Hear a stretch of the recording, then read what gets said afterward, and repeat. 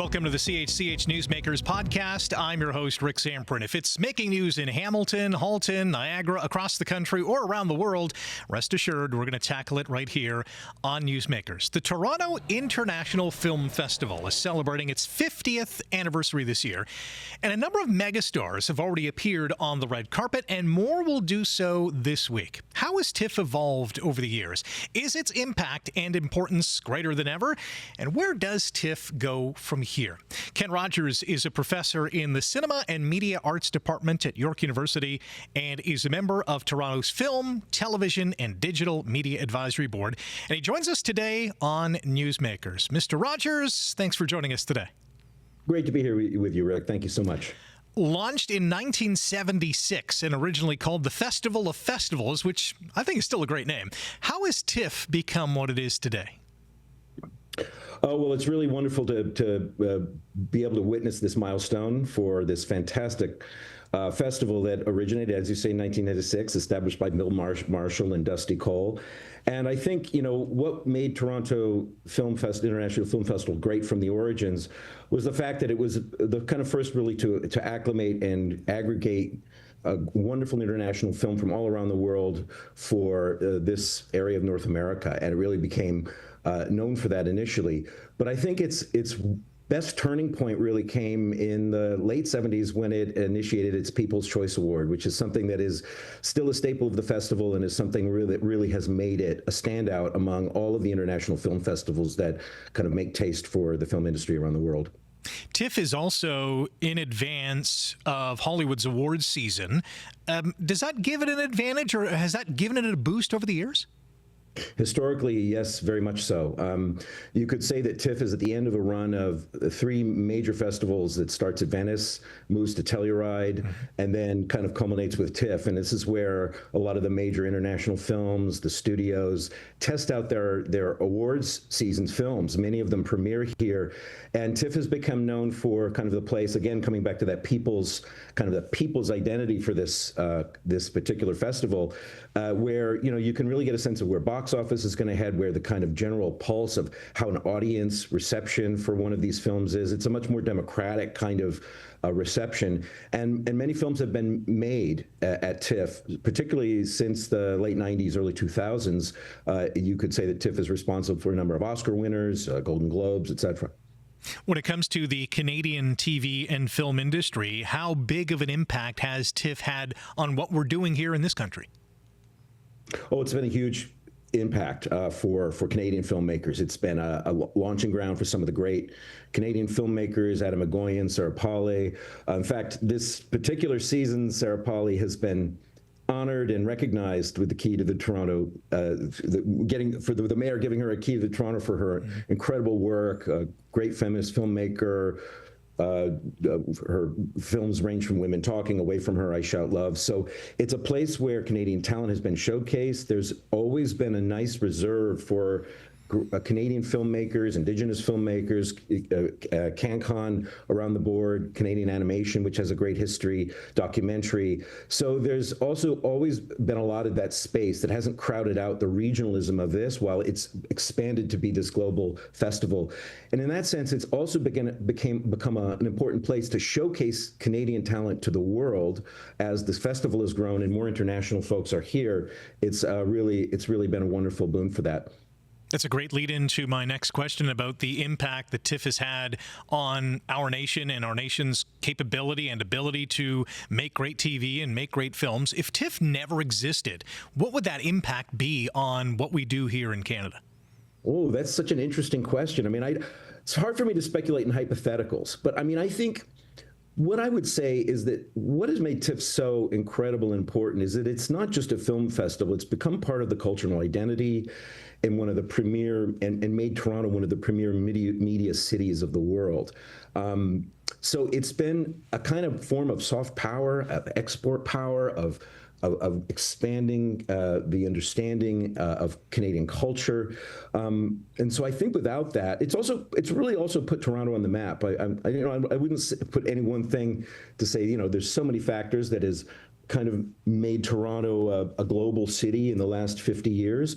But I would say that, that TIFF, I think I read some data that TIFF is one of the most recognized international brands of a Canadian brands. So it has this incredible impact on identity. It brings the city here. It happens at a time of year when the seasons are exciting. I mean, there you see a clip of kind of the culture and community it creates. It's really become part of the cultural identity of Canada and of the city. So I think in that sense, there's this kind of expanded realm in which TIFF is a cultural event for all the city in the world. How do you think it's viewed internationally? Now, I'm talking about not just the United States, but, the UK, other places in Europe who are making films. How do they view TIFF? Well, it's interesting because it's in recent, particularly in the last 15 to 20 years, the conference has become also, it's a place for obviously the buying and selling of films themselves. There's, all the major distributors, agents, agencies, marketing companies are there for that first sort of block, that first weekend, the sales week, where a lot of the deals are made. You have those big international firms all around the world, and their regional distributors come here to kind of see how these films are going to kind of reach out around the world. So it's become kind of a hub for that. I think it's seen as a very international kind of a globally kind of recognized city among all of the kind of general trading partners around film and culture. But I think it's also really helped expand kind of the industry partnerships. In the last 10 to 15 years, many more international co-productions have come out of it. It's kind of TIFF has helped been the spearhead for expanding global international production and making Toronto, Vancouver, and Canada in general like sort of a center for international production, with the attractive traction of global incentives like tax credits, the incentives of the great CMF and telefilm kind of budgeting formats that we have here. So it's kind of, I think TIFF has been part of a larger complex of the expansion of the industry. So much of the industry as production and the work here in Canada has become internationalized. So I think in that sense, it's really kind of been part of the global Hollywood system, in quotes, as it's expanded over the years. Does that collaboration happen because this is a networking event, and those individuals who are, with studios or with production companies, they come to Toronto and then they realize, the benefits of making film and TV shows here? Absolutely. I mean, they come here to realize that. And I think what's happened is that, the festival has really been kind of the site where all of these producers and filmmakers have come, and they've realized Toronto is also a very stable, excellent place to shoot and make films. So the film festivals actually opened the gate to kind of production culture here, and post-production, visual effects. There's so many firms here that have kind of been born out of the internationalization movements in the last 50 years stemming from TIFF. So I think TIFF is also a hub where the talent of Canadian talent, the bench depth that we have in all aspects, all subsectors of the creative industries are here, and we kind of showcase that during the festival as well. There's a lot of major industry events, studios host events, and more international production is attracted here because of the festival. Good example of that is the TIFF Lightbox. It was created in 2010. This is a year-round film hub that people can collaborate in and brings everyone together. That was a brilliant decision, wasn't it? Absolutely. I mean, the film hub has become an icon of the city. It's a place year-round where kind of the TIFF brand kind of lives on. When people visit the city, there it is. It's a beautiful space. It has amazing theaters. They show content that isn't only commercially driven. They show Canadian content year-round.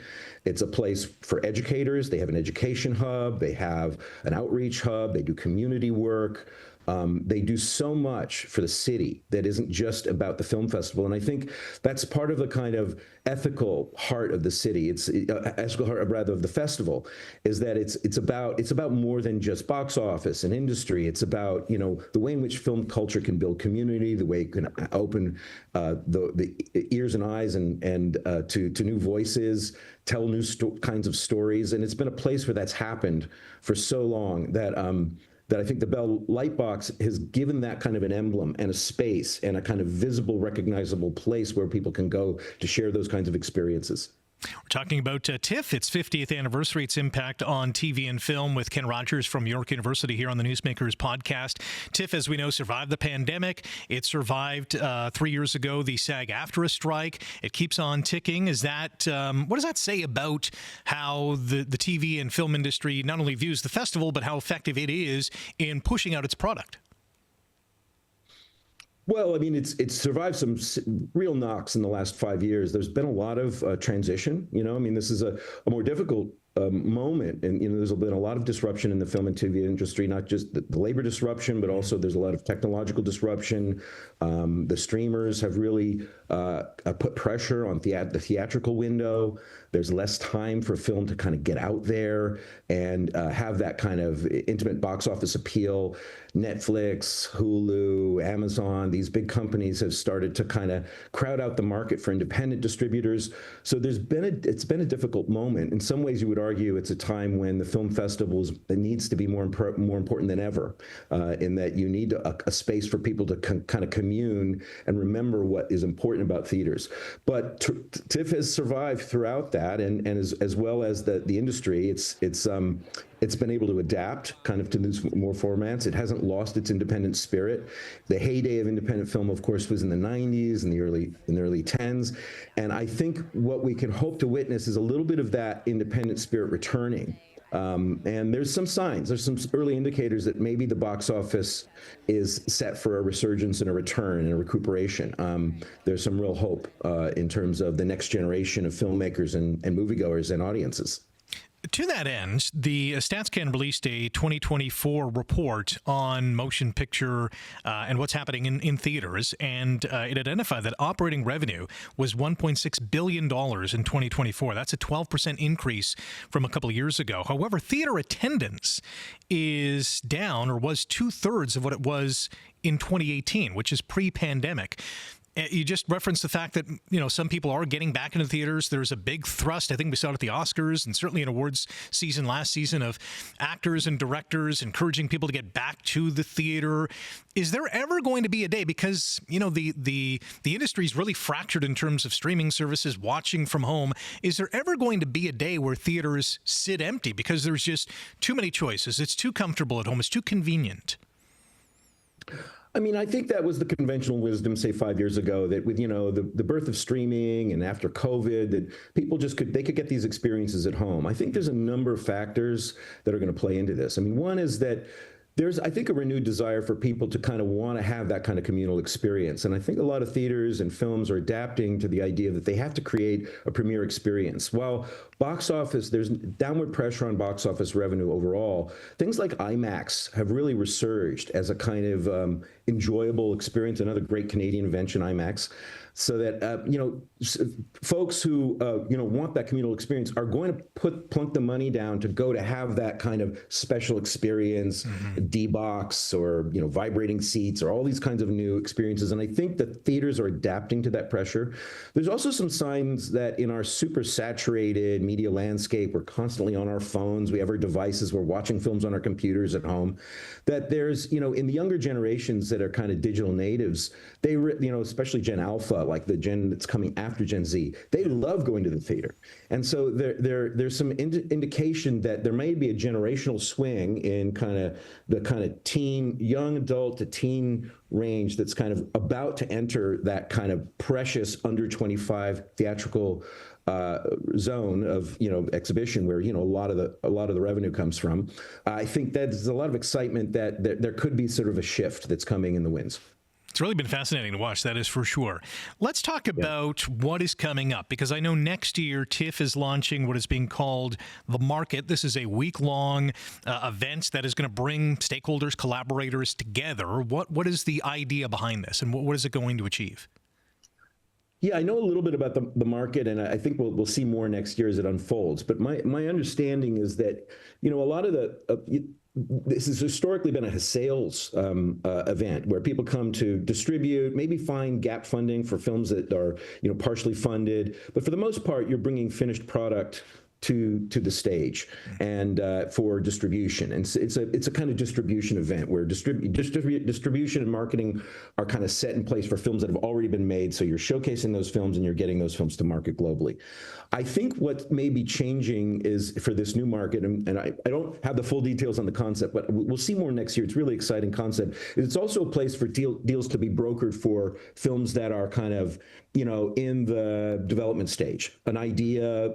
So there might be more things like pitch fests, new independent filmmakers or, media makers who, have an idea can come and try to meet venture capitalists or studios or, producers to sort of make those ideas a reality. So I think it might be kind of a different aspect that is happening before the production process rather than after. And but I think next year will be really exciting to see about how that new initiative will track.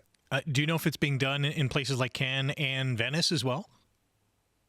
I think informally they have been. I don't know exactly how detailed they are. I think informally they have, but I think TIFF is kind of on the cutting edge of this kind of new development. So I think this might be something that is a new model. I think it also speaks to a point we made earlier about the kind of global and internationalization of production, especially big studio production that often are pictures that are shot in multiple jurisdictions. So they're capturing tax credits and different, maybe pre, post, and distribution that are in multiple regions in terms of the production process. And so I think those kinds of festivals that bring and maximize people from all over the world would kind of help outline how a film might be able to shoot in 4 locations around the world, capture tax credits, and kind of create these sort of global hubs for production that aren't just sort of nationalized. We have bodies in this country like the National Film Boards, the Canada Media Fund. Are governments doing enough for the TV and film industries to support it, to boost it up? I mean, they can always do more. And I think the Canadian government has an amazing track record with things like the CMF, Telefilm, the National Film Board, these kind of, and also a lot of the regional film boards.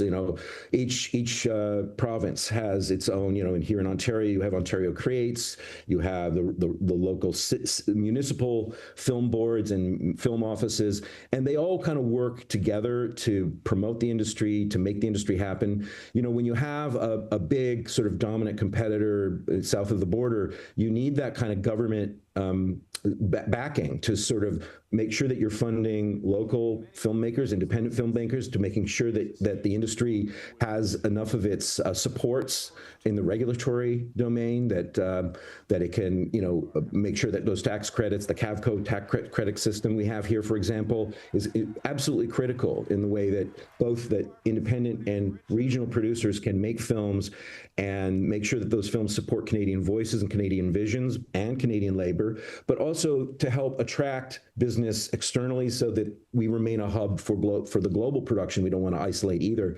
I think our Canadian government has done an amazing job of balancing those needs, but as somebody who's a film lover and a cinephile at heart, I always feel like we could do more. We could do more. So but I think it's been one of the great public systems globally. In line with the UK and Australia and other jurisdictions that have really strong public film systems. Does TIFF's content market kind of push that across the finish line, or give it an extra oomph? Oh, absolutely. I mean, it comes back to that recognition of, this being the place where, you can get something finished. Again, if you really walk around, like, for example, there's a big annual event that the Canadian Film Centre hosts on Sundays in opening weekend. And it's a place where you see people from all over the world and they're talking about what they do. And it's unions, it's guilds, it's international finance companies, it's banks. It's, the production industry is much larger than just what happens on set or what happens on screen. And so, TIFF provides an opportunity for all of those parties to kind of meet. And the Canadian Film Centre is one of those great, international and national institutions that it provides another space for that to happen. So that's just one example. Because, and we kind of referenced this earlier, because the market is so fractured in terms of choice for the consumer, do studios or studio heads look at TIFF as a valuable component to, attracting the biggest audience that they can? I think so, especially when it comes to those big studio films that need the kind of combined, those seeking awards, for example, they need that bit of a theatrical window in order to qualify for many of the awards, like the Oscars or the Globes, but also just so that they are able to get a sort of a pulse on what audience reception will be, kind of quite literally, on site themselves. So I think it's been an important indicator, a beacon. For example, a couple of years ago, I was fortunate enough to sit in on the global premiere of American Fiction, Cord Jefferson's directorial debut, and which ultimately won the People's Choice Award. One of those great indicators for what you're talking about, and went on to win the Oscar for Best. Nominated for 5, won it for Best Adapted Screenplay. But you could feel the energy in that room, the kind of palpable energy that the audience had sort of decided that, like, this was an amazing sort of overlooked film that we wouldn't have heard about. And I think that audience reaction really, it kind of connected to the press, connected to the general distribution, the distributors, to understand that they may have an awards winner here. So I think that kind of effect has been really, it's an example of that effect of, how kind of getting a glimpse of how things are going to be received. Now, in the streaming market, that's been a different game. The theatrical window has shortened. It used to be 90 days back in the day of the early, back in the 70s when TIFF began. You'd have a theatrical run that would go months and months, and that was the main way people would access films. And now you have this shortening window, putting pressure not just on theaters, but also putting pressure on, how are you going to read the reception of a film, and how is it going to do when it ultimately lands on a streaming platform or elsewhere? I'd like you to take a gaze into your crystal ball and tell me where you see the future of TV and film going. Such a hard question. There are so many things happening that are both inspiring and concerning, frankly. I think one of the things you have to mention in today's landscape is the development of AI.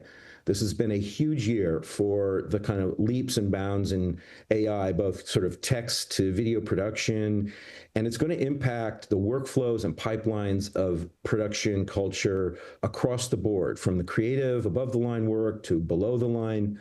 I'm working on a big initiative on training for Canadians who are working in the visual effects industry.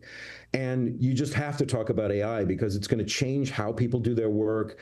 It's going to create a lot of obsolescence. And so there's a lot of concern from guilds and industries around, job security and, how are we going to train and retrain folks to work in this new landscape? At the same time, there's a lot of promise there. There's a lot of potential. It could be a new tool, a new palette for filmmakers to use. There will be new jobs, hopefully, that emerge from AI so that it won't just be an industry killer. But that's one of the spaces we really have to watch for the next 5 years. And I'm hoping that, coming back to that question around government funding and government support and policy and regulation, that we really come out ahead of the curve on the AI revolution. So that's one space that's really important. But there are others as well. Could AI be the biggest thing ever for the TV and film industry, either good or bad? I mean, time will tell. It's really hard to say right now. I think often there's a lot of froth in the early parts of a new technological development, and people love to speculate, and they have the Terminator scenarios and all of that.